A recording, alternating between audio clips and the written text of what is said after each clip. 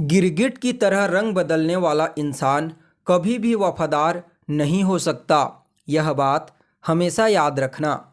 नमस्कार दोस्तों, मैं ज्योतिष आचार्य वासुदेव मिश्रा आपका अपने चैनल भविष्यवाणी पावर ऑफ द लॉर्ड में हार्दिक स्वागत करता हूं।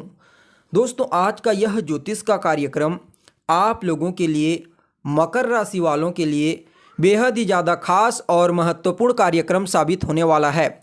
जैसा कि आपने थंबनेल में स्पष्टता के साथ देख ही लिया होगा कि मकर संक्रांति के पश्चात हुआ बहुत ही बड़ा उछाल जानकर खुशी से झूम उठोगी। जी हाँ दोस्तों, गोचर कुंडली में देवताओं के गुरु बृहस्पति और ग्रहों के सम्राट सूर्य महाराज, इन दोनों के बीच में चौथे दसवें यानी कि केंद्र का कॉम्बिनेशन बन गया है। और ज्योतिष शास्त्र में चाहे वह चौथे दसवें यानी कि केंद्र का कॉम्बिनेशन हो या फिर नवम पंचम यानी कि त्रिकोण का कॉम्बिनेशन, इन दोनों को ही अत्यंत ही श्रेष्ठ और बेहतर परिणाम प्रदायक कहा जाता है।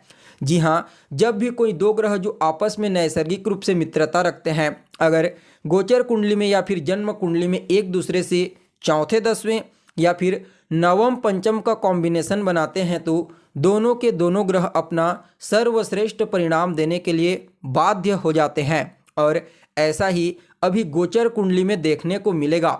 जी हाँ, जैसे ही सूर्य महाराज 15 तारीख को मकर राशि में प्रवेश किए, वैसे ही मेष राशि में गोचर करते हुए देवगुरु बृहस्पति के साथ सूर्य का चौथे दसवें यानी कि केंद्र का कॉम्बिनेशन बन गया। और यह कॉम्बिनेशन आने वाले 13 फरवरी 2024 तक आपको प्रभावित करेगा। तो ऐसे में दोस्तों, बड़े विस्तार के साथ जानने का प्रयास करेंगे कि किस प्रकार से सम्राट सूर्य और देवताओं के गुरु बृहस्पति आपस में केंद्र का कॉम्बिनेशन बना करके आपको परिणाम प्रदान करेंगे। जी हाँ, किन किन क्षेत्रों में इस समय आपको विशेष तौर पर सफलता की प्राप्ति होगी, तो वहीं किन किन बातों का आपको ध्यान रखना है और इन दोनों के इस कॉम्बिनेशन के प्रभाव को और ज़्यादा बेहतर और अच्छा बनाने के लिए कौन सा उपाय आपको करना चाहिए, ये तमाम प्रकार की जानकारी आज के इस ज्योतिष के कार्यक्रम में आपको बताने वाले हैं। इसलिए अगर आप भी एक मकर राशि के जातक हैं तो कार्यक्रम को अंत तक देखने का प्रयास कीजिए। और अगर आप अपनी जन्म कुंडली पर हमसे परामर्श लेना चाहते हैं तो डिस्क्रिप्शन बॉक्स में और वीडियो के अंदर आपको व्हाट्सएप नंबर मिल जाएगा, जहां से आप व्हाट्सएप करके अपनी जन्म कुंडली का विस्तार पूर्वक अध्ययन करवा सकते हैं। तो दोस्तों देखिए, वैसे तो सूर्य महाराज हर 30 दिन में अपना राशि परिवर्तन कर लेते हैं और एक साल में कम से कम 4 या 5 बार तो देवगुरु बृहस्पति के साथ इनका नवम पंचम या फिर चौथे दसवें का कॉम्बिनेशन बन जाता है। लेकिन दोस्तों, जब मकर राशि में सूर्य गोचर कर रहे होते हैं और इनका डिस्पोजिटर शनिदेव बलवान होता है, और ऐसी अवस्था में कहीं से देवगुरु बृहस्पति के साथ सूर्य महाराज का या तो नवम पंचम या फिर चौथे दसवें केंद्र का कॉम्बिनेशन बन जाता है, तो इसे अन्य कॉम्बिनेशनों की तुलना में अत्यंत ही श्रेष्ठ और बेहतर परिणाम प्रदायक माना जाता है, जो अभी वर्तमान में गोचर कुंडली में बन चुका है। तो ऐसे में यह आपके लिए अद्भुत परिणाम प्रदायक साबित होगा। तो दोस्तों, सबसे पहले देवगुरु बृहस्पति को समझने का प्रयास करते हैं।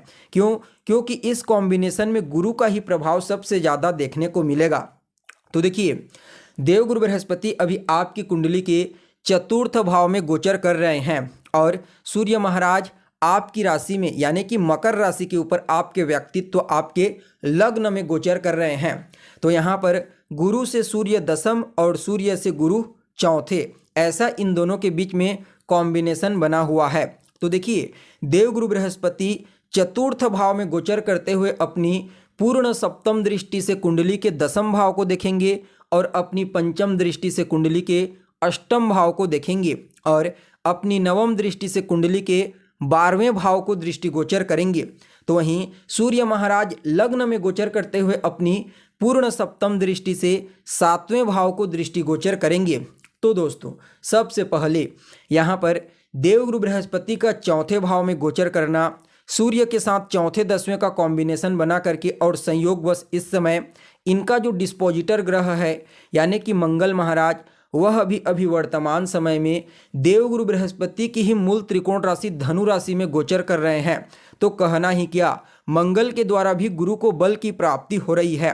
तो सबसे पहले तो यह समय आपकी भौतिक सुख सुविधाओं के दृष्टिकोण से अत्यंत ही श्रेष्ठ साबित होगा।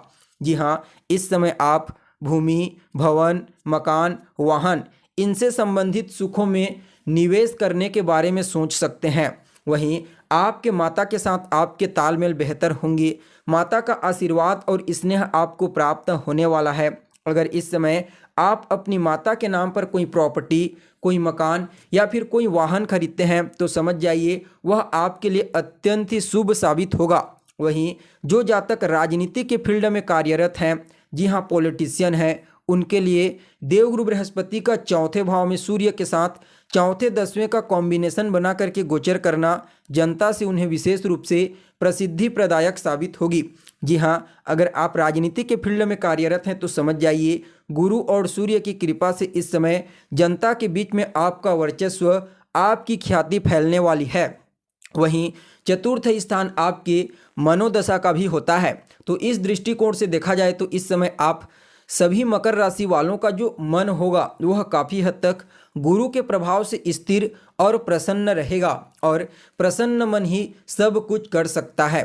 देखा जाए तो देवगुरु बृहस्पति जब पंचम दृष्टि से आपके कुंडली के अष्टम भाव को देखेंगे तो यह कहीं ना कहीं आपके छठी इंद्रिय को एक्टिव कर देंगे, सिक्स सेंस को। जी हाँ, जिससे आपको भविष्य में होने वाली घटनाओं का पूर्वाभास हो जाएगा। देखा जाए तो यह समय आपके जीवन में अचानक ही आपको सफलता प्रदायक साबित होगी, धन प्रदायक साबित होगी, कहीं ना कहीं खुशखबरी प्रदायक साबित होगी।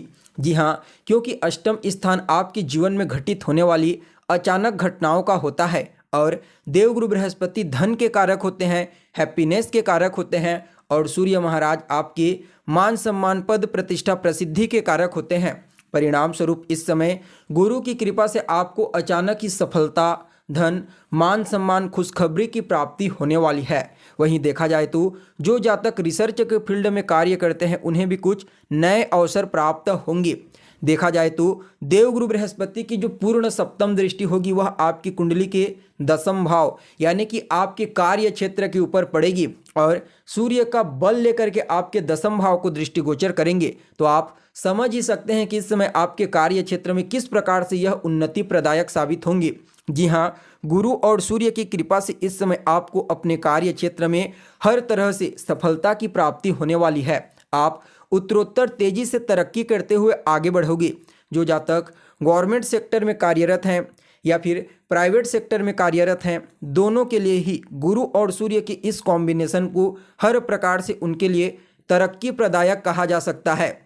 देखा जाए तो देवगुरु बृहस्पति की जो 9वीं दृष्टि होगी वह आपके 12वें स्थान पर पड़ेगी और यह भी अच्छा रहेगा क्योंकि इस समय आपका पैसा पुण्य के कार्यों में खर्चा होगा। जी हाँ, इस समय जो भी खर्चा आपके द्वारा किया जाएगा वह अच्छे कार्यों के लिए ही किया जाएगा। कहीं ना कहीं वह जातक जो लंबे समय से विदेश गमन के लिए प्रयत्नशील हैं, समझ लीजिए गुरु और सूर्य की कृपा से उन्हें विदेश जाने का मौका प्राप्त होगा। देखा जाए तो यह समय आपके जीवन में हर प्रकार से आपको आपकी समस्याओं, आपकी परेशानियों और जो कठिनाई अभी तक आपको फेस करनी पड़ रही थी उन तमाम प्रकार की परेशानियों और कठिनाइयों से मुक्ति दिलाने वाला साबित होगा। क्यों? क्योंकि 12वां स्थान मुक्ति का होता है। तो सिर्फ जीवात्मा की मुक्ति नहीं बल्कि हर चीज़ से मुक्ति, चाहे वह समस्या हो या फिर किसी भी प्रकार की कोई बीमारी हो या फिर किसी भी प्रकार का कोई गुलामी फैक्टर्स, अगर आपको मुक्ति चाहिए तो 12वें स्थान को ही दृष्टिगोचर करना पड़ता है। तो ऐसे में 12वें स्थान पर देवगुरु बृहस्पति की दृष्टि का पड़ना, मंगल के बल को, सूर्य के बल को ग्रहण करके देखना, यह अपने आप में ही अत्यंत श्रेष्ठ कहा जा सकता है निवेश के मामले में। जी हाँ, अगर आप लॉटरी, सट्टा, शेयर इन क्षेत्रों में निवेश करते हैं तो आंख मूंद करके इस समय कीजिए, आपको लाभ की प्राप्ति होगी। लेकिन आंख मूंद करके कहने का मतलब क्या है कि आपकी कुंडली में भी विशेष रूप से अचानक धन की प्राप्ति का योग बना होना चाहिए। वर्तमान दशा अंतर्दशा आपके फेवर में होना चाहिए, तभी जाकर के अगर आप इस समय लॉटरी, सट्टा, शेयर इन क्षेत्रों में पैसा लगाते हैं तो आपको वहां से अर्निंग हो सकती है, अन्यथा आपका पैसा डूब जाएगा। इस बात का विशेष ख्याल रखिए। बाकी देखा जाए तो आप सभी मकर राशि वालों के लिए देवगुरु बृहस्पति और सूर्य महाराज का यह कॉम्बिनेशन, चौथे 10वें का केंद्र का कॉम्बिनेशन आपको हर प्रकार से लाभ प्रदायक साबित होगा, हर समस्या से मुक्त कराने वाला साबित होगा। कुल मिलाकर के आपके लिए श्रेष्ठ रहेगा। फिर भी इस कॉम्बिनेशन के प्रभाव को और ज़्यादा अच्छा बनाने के लिए ओम ब्रीम बृहस्पतये नमः इस मंत्र का रोजाना 108 बार जाप करें। 3 माला ओम घृणी सूर्याय नमः इस मंत्र का 3 माला या फिर 5 माला रोजाना 108 बार जाप करें। और सूर्य देव को अर्घ्य प्रदान करने वाले जल में एक लाल रंग का पुष्प डाल करके उन्हें अर्घ्य दीजिए। आपके लिए यह कॉम्बिनेशन अत्यंत ही श्रेष्ठ साबित होगा। तो दोस्तों, हमें उम्मीद है जानकारी आपको पसंद आई होगी। फिर मिलेंगे एक नए और ताज़ा एपिसोड में। तब तक के लिए आप हमें इजाज़त दीजिए। नमस्कार।